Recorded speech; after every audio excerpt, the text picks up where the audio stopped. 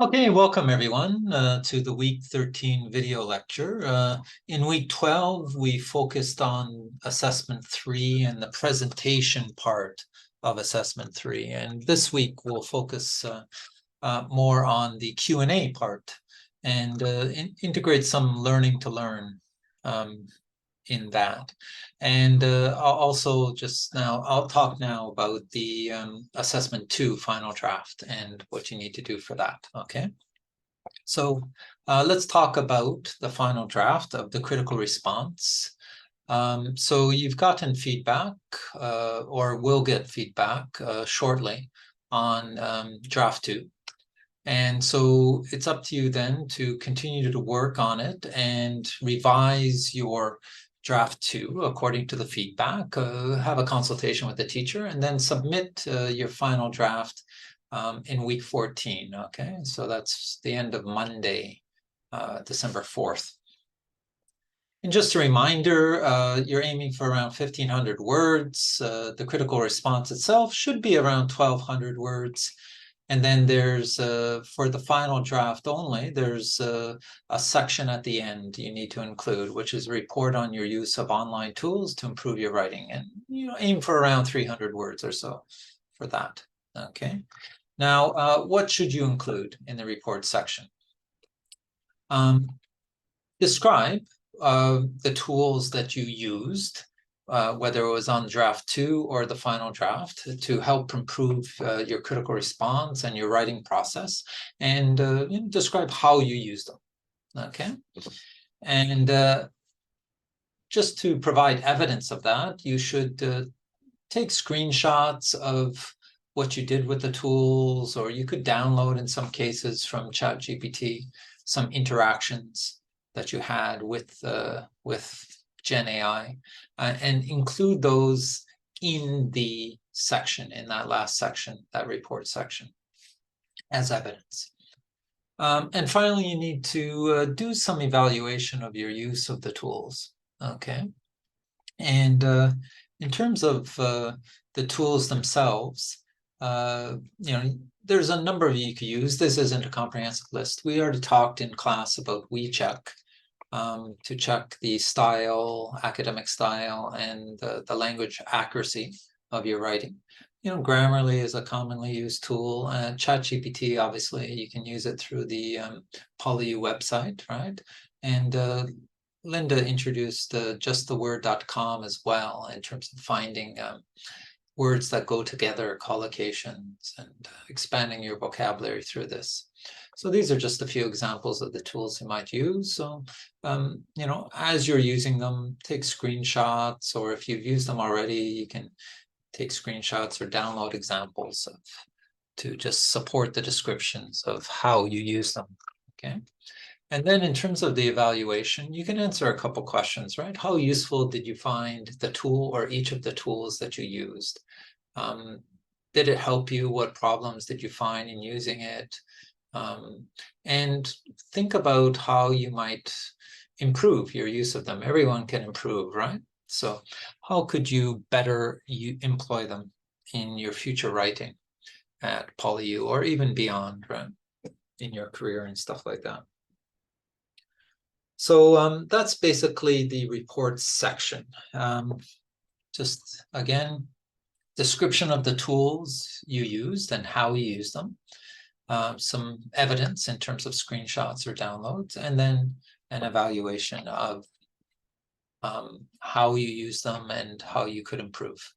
Yeah, so try and, basically you should be able to fit that within 300 words or so. And submit that as a final section after the critical response. Just put a heading, a report on online tool use or something like that, okay? And then include that section after your critical response. So that's the last part of what you need to do for the final draft. So revise the critical response and then include this section on your use of tools. Got it? Okay. And aim for Monday, December 4th. Okay. So let's move on to assessment 3 and the question and answer section. As you recall, there will be 4 minutes after your 5-minute presentation. And during these 4 minutes, the teacher and or fellow students could ask you some questions about your presentation. And what's the purpose of this Q&A? Well, as usual in a Q&A after a presentation, one purpose is to explore the ideas a little more deeply. It's also an opportunity to give you to think, opportunity to think on your feet, right? You don't know which questions you're going to be asked, and your ability to listen to the question and answer the question without any real preparation is good experience. It helps for, it's a skill that's useful, and so it's good to get practice in it, right? It's good for interviews as well as presentations, right? So we want to give you some experience with that. And also, you know, in terms of your critical thinking skills, when you answer the questions, can you bring in some more like applying the critical thinking you learned in class to these answers, whether it's in terms of some of the principles you've learned or what's important, or helping you to reflect on what you've learned in the course. Yeah. And of course, finally, you know, it gives us further evidence of your ability to communicate in English orally, right, through speaking. And, you know, we'll look at your fluency and the clarity of your pronunciation and the accuracy of your language and your use of vocabulary. So, yeah, all around, it's a useful kind of exercise. 4 minutes Q&A. So in terms of how to do a Q&A successfully, okay, one of the things that we recommend at PolyU, and PolyU is keen for you to learn, is this learning how to learn kind of skill, which is the idea that there's all this information and guidance on the internet, online. And can you, as a student, not rely only on your professors to feed you information, but can you yourself be proactive and find information that can help you to develop your skills to learn by yourself, right, independently? So this is learning to learn, and there's different ways of doing this, and you know, looking at different websites and different approaches is one way. But so let's try to do it. Let's try to apply it, this learning to learn, in relation to how to perform well in a question and answer session. Well, in terms of one idea with learning to learn is to, you know, do some research, go online and try to find some tips and advice, right? From hopefully experts, from hopefully experienced people who've put some real thought into it and who have done it a number of times, okay? And by going online and accumulating some tips and advice, it can give you a clearer idea about how you yourself can perform better in a question and answer.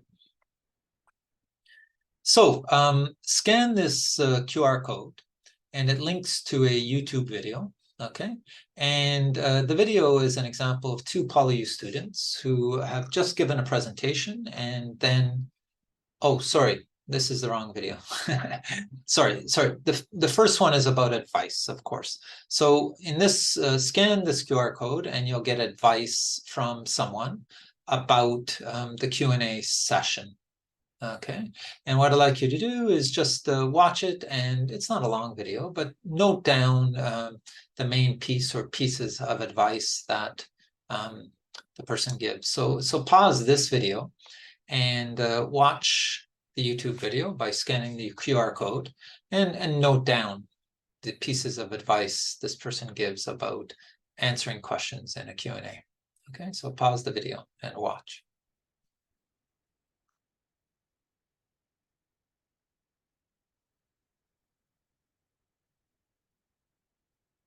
Okay, so hopefully you had a chance to watch the video, and I hope you found it useful. This is one example of going to a, in this case, YouTube, and finding advice on Q&A. So in this case, the speaker recommends that whether or not you know the answer to the question, use a pause before you answer any question. Okay, and this has to do with the kind of impression that you give to the audience. A pause is, communicates thoughtfulness, right? And so using a pause instead of rushing into the answer communicates this idea to the audience that you are a thoughtful person and you're deeply considering the question. And there was this idea of how long a pause to use. And if the question is quite difficult, then feel free to use not a hugely long pause, because the audience is going to get impatient, but a little longer than perhaps a simpler question.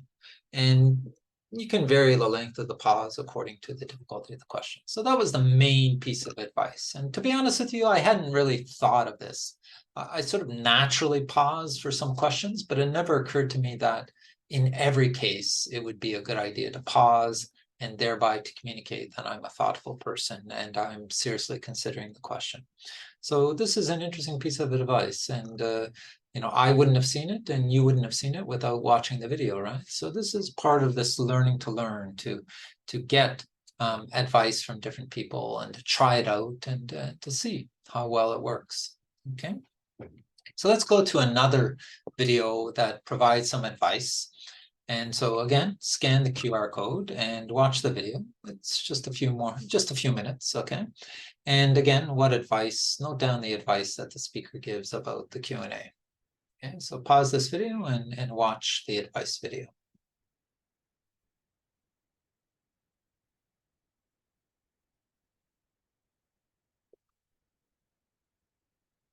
Okay, got it. So in this case, there's some advice about a different aspect of Q&A, which is what to do when somebody asks a difficult question and you don't necessarily know the answer, right? It happens sometimes. People ask you a question and you're unsure. You might have some ideas, but you're not very confident about it. And so the speaker gives 4 possible techniques, right? What to do in this situation. Now, of course, it depends on the context. If you're in an assessment and the teacher's expecting an answer to the question, then you shouldn't really do number 1, right? Which is to tell the questioner, okay, well, I'm not sure the answer right now, but please let's exchange contact information after the presentation, and then I'll contact you later with the answer.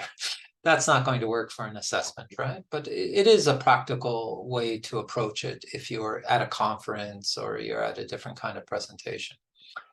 Redirecting, well, recommending someone else to answer the question. Again, not a great idea if you're in assessment, unless you're in a group kind of presentation, right? And in that case, there might be the possibility that someone else in the group might have a better idea of the answer to this question than you.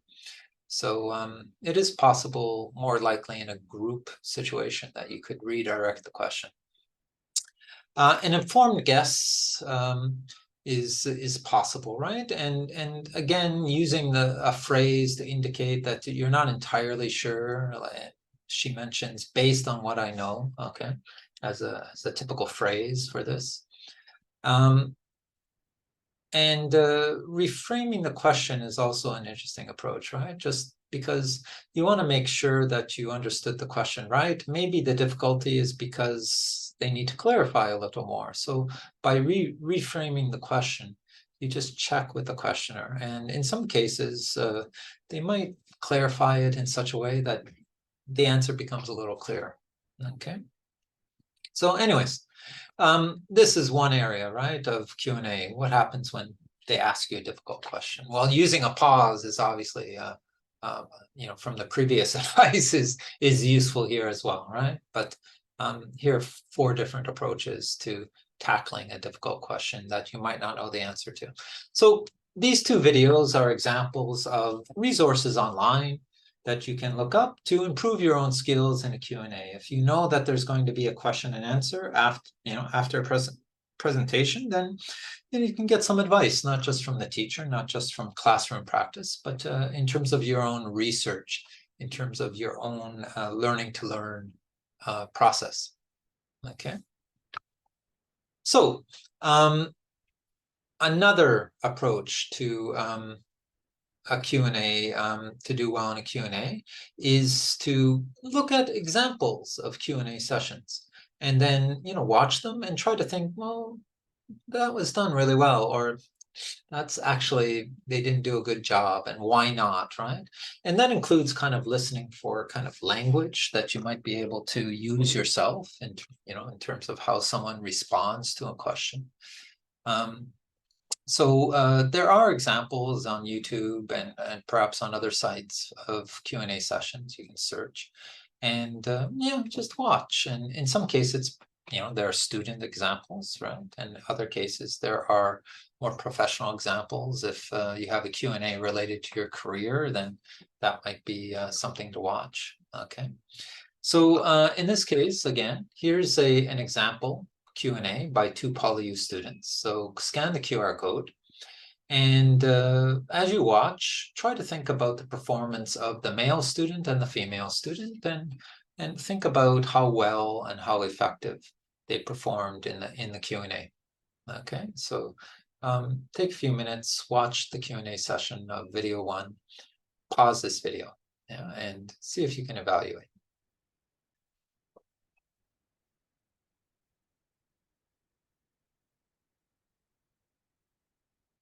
Okay, well, we're back, and in terms of the female student, she did a decent job. Notice that she thanked the questioner for the question. Okay, and I think this is quite important. She directly answered the question, and this is something you need to focus on, right? And this is one reason why sometimes you check the question, you reframe the question, because you want to make sure you are actually answering the question before you spend much time on it.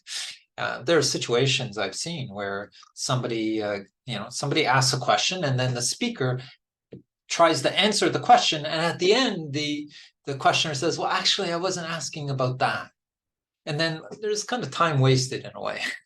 So you could reframe the question just to check, but if you're sure you understand the question, then obviously just directly answer the question. Okay, that's a very important aspect of a Q&A. And something you should aim to do in assessment 3. Now, the female student, I feel, could provide some more details. Her answer, I felt, was rather short, and she could explain a little more. Okay, and this is something also I want you to think about for assessment 3, is try to explain a little more. Short answers in assessment 3 are not going to get you as high a mark. We want sort of extended speech. We want sort of thoughtful answers that provide examples or explanations or clarifications and things like that. Yeah. In this case, I felt the answer by the female student was rather short. Notice that she does check at the end whether she's answered the question, which is always a good habit. And in terms of body language, I like the fact that she was smiling. She had kind of this positive attitude. But I think in terms of body language, she could be a little more loose, a little more relaxed. How her hands were folded in front of her. And this communicates a bit of tension, a bit of solidity, tenseness. And in terms of the engagement of the audience, it's better to be a little more relaxed, use your hands maybe a little for gestures. It's not a huge thing, but just something I noticed. I wonder if you noticed it too. In terms of the male student, in this case, he repeats the question. Instead of sort of reframing the question, just repeats it, okay? And I felt his answer was longer and sufficient enough in terms of the explanation. And notice how he structures his answer by saying like first, da, da, da, da, da. Okay, and that's an interesting approach as well. Sometimes one kind of piece of advice that I give to students is to help you to answer in a longer way, right? You could say, like at the beginning, you could say, well, there are 2 aspects that I'd like to discuss, or I have two, or even if you're confident, you could say three, but there are a couple there are a couple ideas related to this that are interesting. And by saying two or a couple, you automatically set it up so that you're kind of expected to continue, right? So not just answer one, but bring in another. Now, it doesn't always work. It's not always suitable, but this is a nice approach to set it up so that you are aiming for a longer response, because sometimes students just give one kind of idea and then they're finished quite quickly. And you not only structure your answer by, saying like first, and this is the first one, another one, but you also are able to talk longer that way. The male speaker is quite good, right? In terms of fluency, doesn't have these long pauses and uses accurate language. So that's quite good. And yeah, I felt, he also was smiling, which is nice, but his eye contact and his body language was a little better than the female student. Okay, using gestures and things like that, a little more relaxed.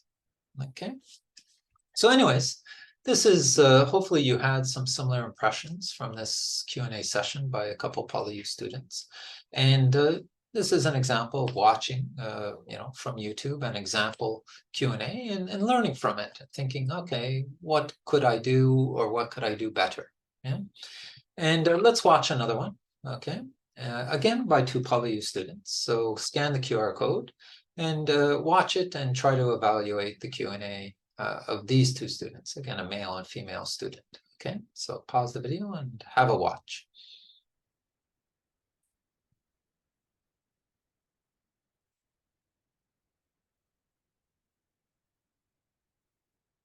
Right, so let's start with the female student again.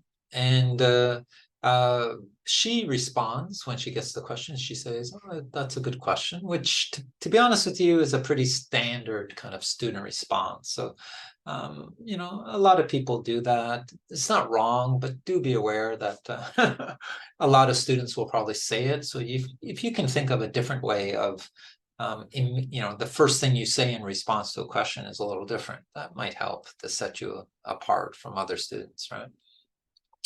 I did feel she directly answered the question.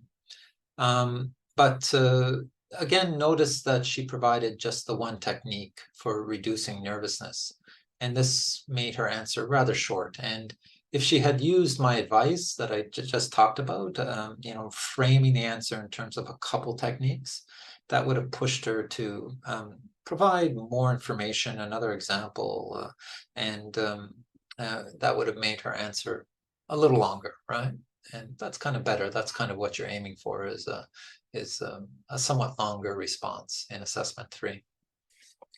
I also liked that when she was answering the question, she didn't just focus on the person asking the question. She kind of tried to aim for eye contact with different members of the audience. And this is something to keep in mind too. As you might expect, it's often the teacher that asks a question in the Q&A. And unfortunately, a lot of students, they'll just focus on the teacher, right, when they answer the question.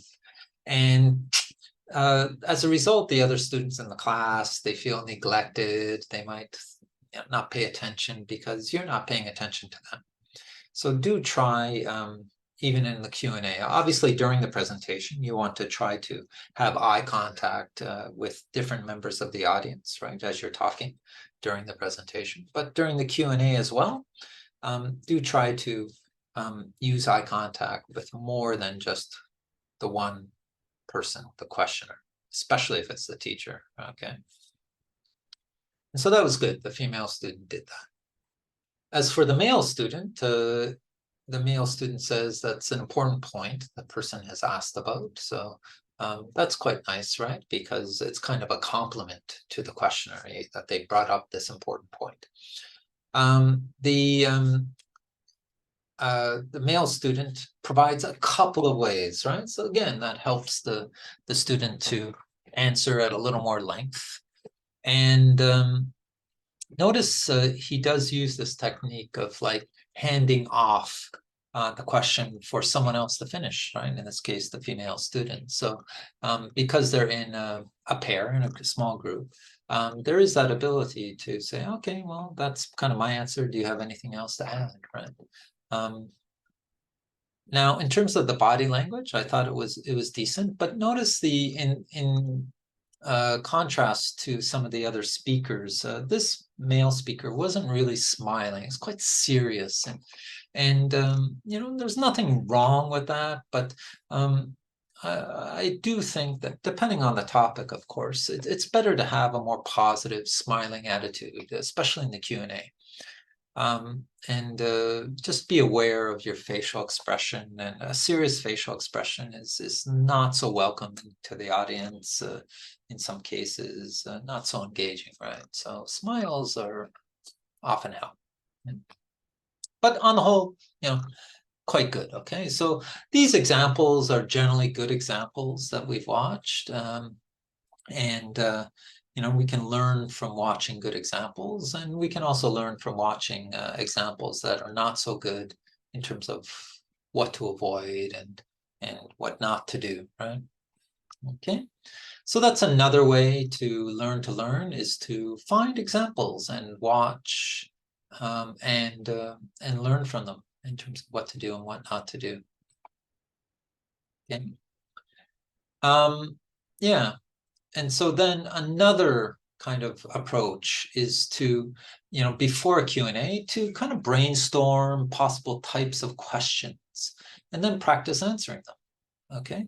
By the way, this is one way to use Gen AI, ChatGPT, is you could say, okay, here's my presentation, here's the content of my presentation, and you can upload some of the content and then say, what are some possible questions someone might ask in a Q&A? And ChatGPT will generate some questions for you, okay? So that's kind of interesting, right? You can practice that way. However, keep in mind that we did provide some example questions to you from the week 11 seminar, and hopefully during the seminar you had a chance to answer some of these questions, right? And perhaps even get some feedback from your classmates in terms of how much detail you provided, or how long you talked, or how clear, how direct was your answer, yeah? But these 4 questions are kind of examples of categories of questions you might get. You know, the teacher could ask a question specifically related to the content of your presentation, right? So if you talked about a personal experience, the teacher might ask about that personal experience a little more, or the teacher might ask about the creative strategy you mentioned and how you might use it. So there might be a specific question related to your presentation content, but there also might be some more general questions, right? Like these questions. And if we look at them more closely, there are some categories of questions that you can expect. Okay, so the first question is just reflecting on the course itself. You know, was it valuable for you? Like, what were some of the good things you liked? Were there any improvements? Like, was it what you expected? That kind of thing, right? So one category of question is reflecting on the course. And so it might be a good idea before the Assessment 3 Q&A to do a little reflecting on the course. How did you feel about the course? What were some of the things that you enjoyed, okay? And what did you think about lecture versus seminar and having these separate and stuff like that? So thinking about the course and your own enjoyment of it, your own experience with it, could help you with this category of question, okay? The second question is getting you to think about before the course. Okay, what was your state of critical thinking before the course? Or what did you learn? What did you know about critical thinking before the course? What, you know, what was kind of your definition of critical thinking before the course? Okay, and so in this case, it asks about the liberal studies course in Hong Kong. So that's another category of question, is thinking about, you know, where you were, what you knew about critical thinking, before the course. This third question, okay, is about the course book. So we wanted you to do reading from the course book because it's part of the English reading requirement. And so hopefully you did the readings that we asked you to. And perhaps, I would recommend that you do some more reading before the assessment 3, because there might be some questions about the course book. Now, we don't expect you to read it like every chapter in detail, but hopefully you've read enough that you can answer some more questions about the course book. Okay, so not everyone will get questions about the course book, but it's possible. And so do think about, review some of the stuff you've already read, do a quick review from the course book, and then maybe just read a little more before assessment 3, okay? And take down some notes, and you could bring that into your in your presentation, for example, but also into your Q&A possibly. And then a fourth category question is related to the future. All right, we had a question about the past before the course, and now here's a question about the future and critical thinking, and how you might apply or how you might use it in the future, whether that's related to your other courses or related to future career, for example. How applicable are some of the things you learned, and what improvements in this case could you make? So that's another category, is thinking ahead. And okay, you've done this learning in the course, so how might you use it in the future in different contexts, that kind of thing. Okay, so those are the 4 kind of categories of questions that you might get, in addition to possible a specific question or two about the content of your presentation. Okay. Yeah, and as I mentioned, it's a good idea if you can try to give a longer answer, right? And so one way to practice this is to get feedback, is to practice it and in front of people and get feedback. So whether it's with your classmates or with friends or in front of a video camera, or maybe you can book a speaking assistance program session, right, with an ELC teacher, right? Just go to the ELC booking system. And before the assessment 3, you could present, right, if you have it ready, and get feedback. But you can also mention to the teacher that there's a Q&A. Here are some example questions by ChatGPT or something like that. Or could you ask me some questions about my presentation? And then practice answering in a sort of longer way, okay? So that's another important way of learning to learn, is to try to get feedback so that you can make improvements, right? Especially before an assessment, before something that's important, a job interview, or if you're making a pitch in your career or something like that. And yeah, when in terms of the types of feedback that you'd be looking for, right, is the relevance of your answer. And remember, we talked about answering the question directly. So that's the type of an important piece of feedback. Did I answer this question relevantly? Did I give a direct answer? What about the explanation or details and examples? Was I able to answer at length? What about the clarity of my communication? Were there any issues with you understanding what I said? Maybe because of pronunciation, maybe because of grammar, or my choice of words, or things like that. The fluency is another area of feedback. Okay. Obviously, at the beginning, there's a pause, right? It's recommended that you pause to have a quick little think, but after that, there shouldn't be any long pauses, right? Especially if you're searching for words and things like that. Hopefully, short pauses are fine, but in your practice, were you able to speak at length without any long pauses? And finally, what about your body language? Are you able to use eye contact and gestures? What about your facial expression? Some of these things are unconscious, right? Until you get feedback, until someone points these things out to you, you don't necessarily notice. So, and I mentioned movement as well, because I do feel that a certain amount of movement instead of standing in one place during your presentation, this can help with audience engagement, okay? That you incorporate a little movement, even if it's from one side of the screen to the other, but potentially even moving closer to the audience and then moving back. You might have seen me do this in the lectures sometimes, right? This movement does help to attract the attention of the audience, as opposed to just standing in one place for the 5 minutes. They might lose attention somewhat if you don't incorporate some movement. Okay.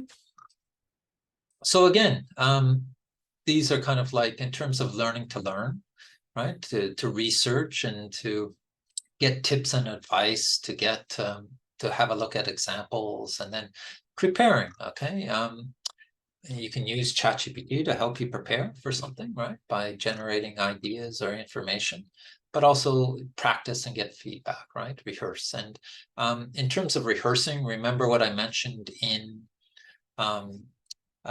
the week 12 video lecture about the speaking coach that's embedded within PowerPoint in OneDrive.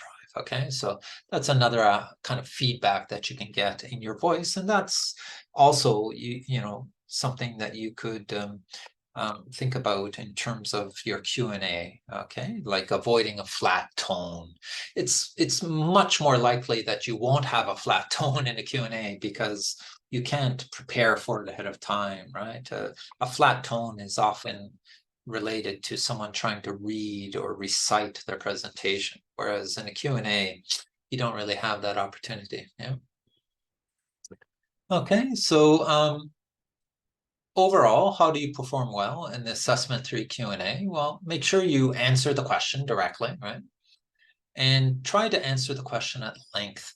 A good guide is if you know, if you can answer 2 questions and you get around 4 minutes, right? Like you don't have to go exactly to 4 minutes. It could be at least over 3 minutes, okay, for answering 2 questions. That's good, yeah.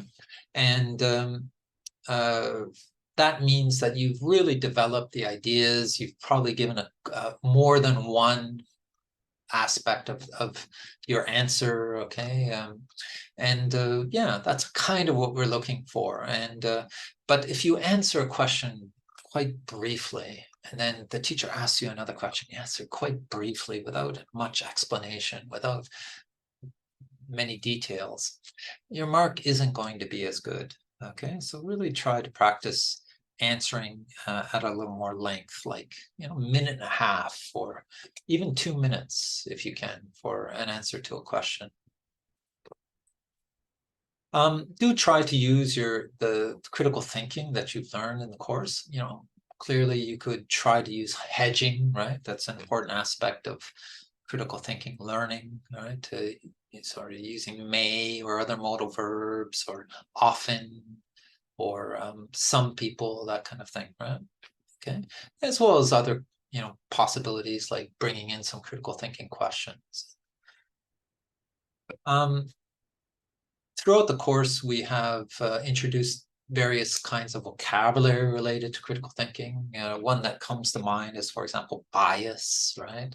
But there are other words like assumptions and things like that. So see if, you know, review the vocabulary, review the slides before assessment 3 from the course, and highlight some of the vocabulary. And who knows, you might, hopefully you can use some of that vocabulary in your answers, and that's going to impress the teacher, right? Showing that you have actually learned how to communicate using some of the key vocabulary. Watch out for the verb tenses. You know, when you are, some of the questions might relate to the past. Okay, so you need to use the past tense, just like in your personal example. You had to use the past tense in your presentation. Well, in the Q&A, if there's a question about your critical thinking before the course, then you're going to use the past tense, okay?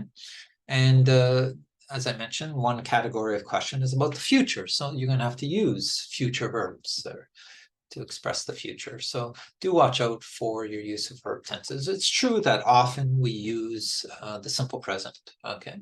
But do look out for switches to past tense and future tense, because it'll be pretty clear to the teacher if you make a mistake in this area. It's considered kind of basic. So, yeah, that's about it. Okay, so again, I gave you some ideas about how to prepare for assessment 3 Q&A. So maybe do some more research yourself. Okay, have a look online, and maybe not just videos. You can look at some websites that give you advice and tips about doing successful Q&As. See if you can find some examples on YouTube. Then practice yourself. Okay, and I really do recommend, if you have time, to book a speaking assistance program session with an English teacher like me, and to practice both the presentation and the Q&A. Practice really makes it so much, the likelihood that you'll get a better mark increases because you've done some practice, you've gotten feedback, right? And it just also helps with your confidence, doesn't it? If you've done some practice, you have a little better sense of some of the answers and some of the ways of expressing yourself and some of the vocabulary for critical thinking, right? Then you come into the actual assessment and you feel a little more confident than someone who hasn't really done so much practice, right? Okay, so I hope these video lectures, week 12 and week 13 video lectures, have given you some ideas and some help in terms of preparing for the assessments, both assessment 3 and assessment 2 final draft. Yeah. Thanks very much for attending the course, and it was great to see you in the lectures and seeing you participate and discuss and think. And I do hope the course helped you to some respect. Especially remember that foundation of critical thinking that I mentioned at the beginning, and we've kind of revisited all the way through. Ask questions, right? This is the key skill, I would say, of a critical thinker, is they start with questions, okay? And you don't need to know the answer, but by starting with a question, you start a conversation, you start this deeper exploration into a topic. And you start to get different points of view and different perspectives, and you can include yours as well. But don't be afraid to ask questions as a critical thinker. Okay, thanks. Good luck. And it says have a great rest of the summer. I guess this slide was from a previous semester. Sorry about that. Have a good rest of the semester, and hopefully a decent winter break as well. Okay, thanks.